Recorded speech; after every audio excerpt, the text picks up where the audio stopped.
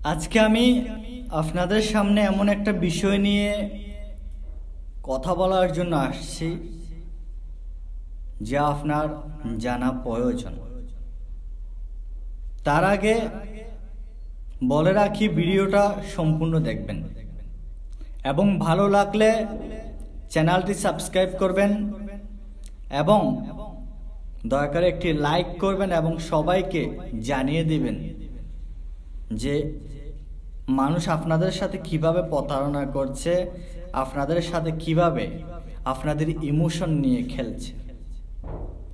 আপনারা সচরাচর অনেকজনে দেখেছেন পাসপোর্টের বিষয়ে, নিশ্চয়ই এই পাসপোর্ট ছিঁড়ে ফেলার বিষয়ে বা এই পাসপোর্ট ফেলে দেওয়ার বিষয়ে বা এই পাসপোর্টে আগুন জ্বালিয়ে দেওয়ার বিষয়ে আপনারা অনেকজনে দেখেছেন। আসলে সেগুলো হচ্ছে মানুষের ইমোশন নিয়ে খেলা করার ভিডিও, যাতে আপনি ইমোশনাল হয়ে তার ভিডিওতে একটা লাইক দেন, একটি আপনার ইমোশনাল মন্তব্য দেন এবং সে সিম্পথি পেয়ে তার ভিডিওটা ভাইরাল হয়ে সে টাকা ইনকাম করতে পারে। এখানে প্রকৃতপক্ষে কথা হচ্ছে এই পাসপোর্টের কোনো প্রয়োজন নেই। আমরা যারা প্রবাসে আছি আমাদের এই পাসপোর্টের প্রয়োজন নেই, কারণ এই পাসপোর্টটা এক্সপায়ার হয়ে গেছে। এই পাসপোর্টটা এক্সপায়ার হয়ে গেছে।